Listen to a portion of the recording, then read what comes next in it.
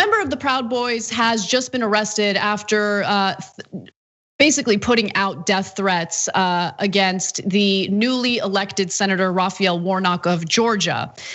This individual is 40 years old. Eduard Florea is his name, and he's a Proud Boys supporter who, by the way, wasn't able to join the Proud Boys yet because he didn't attend enough Proud Boy meetings to be initiated into this gang.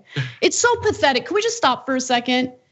Yeah. These people are really, really sad lunatics. Like, let's just call it what it is.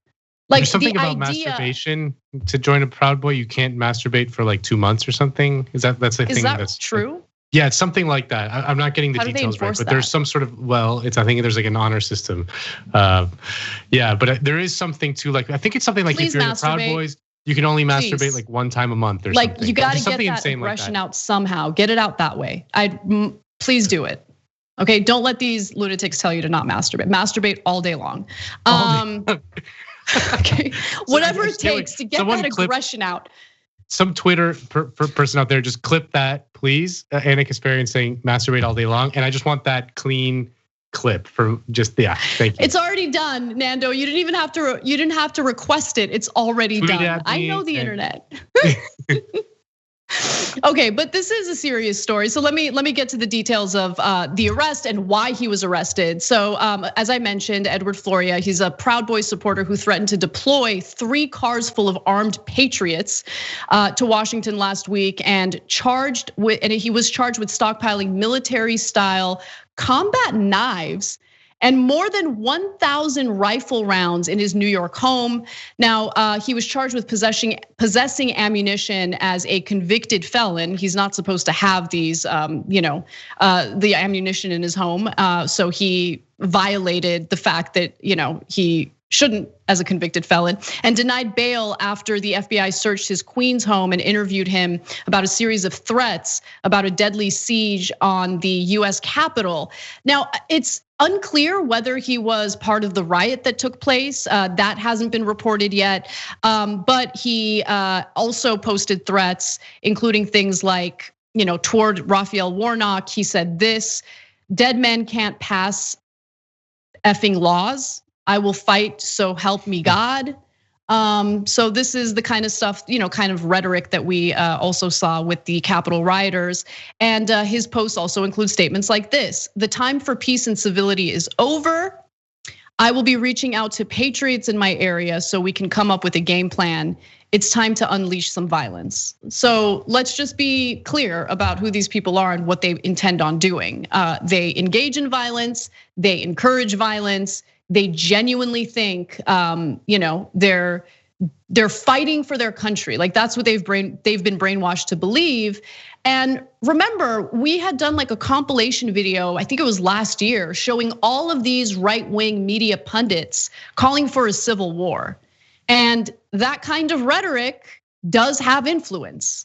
And this is exactly what these, insurrectionists think they're doing. They think that they're engaging in some sort of civil war to save the country. But in reality, they're engaging in criminality, in all sorts of violence that gets people hurt. And we're hearing more and more about their arrests, but they remain defiant. Well, if you look at the campaign that Kelly Loeffler ran against Raphael Warnock, it was just ad after ad, calling him basically like a revolutionary Marxist or something like that.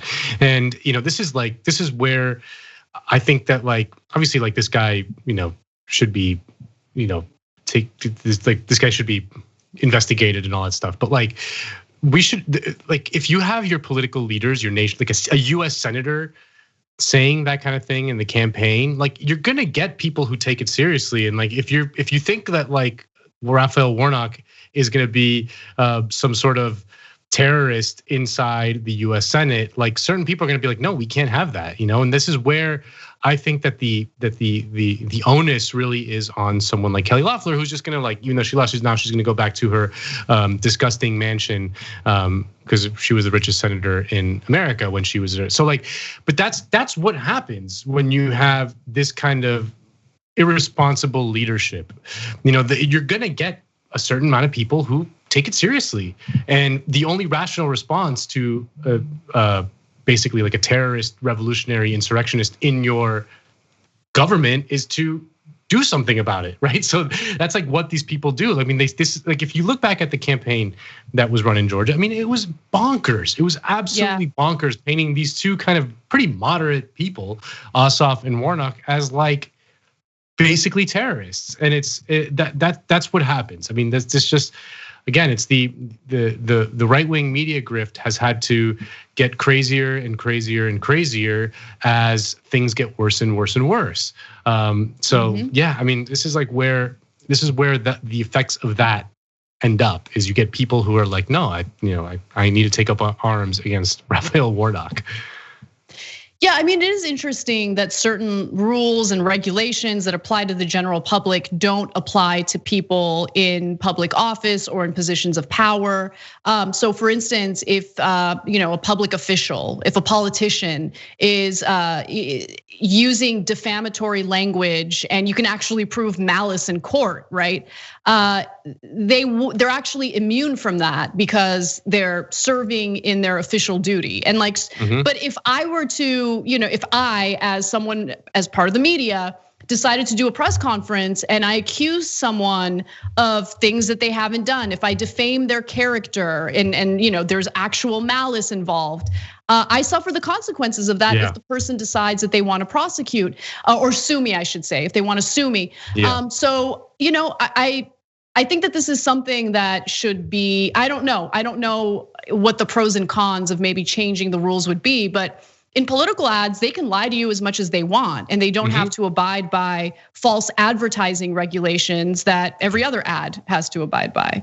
So yeah, I mean, we just need more regulations over campaigns. We should shorten the length of campaigns. I mean, these are reforms that exist in other democracies. Like, you can't just be campaigning all the time. There's limits to the amount of campaigning you can do. I mean, it's just in here in America, it's just an absolute free.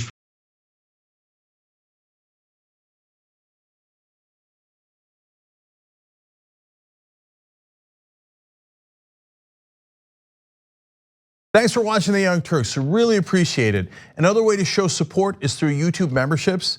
You'll get to interact with us more. There's live chat emojis, badges.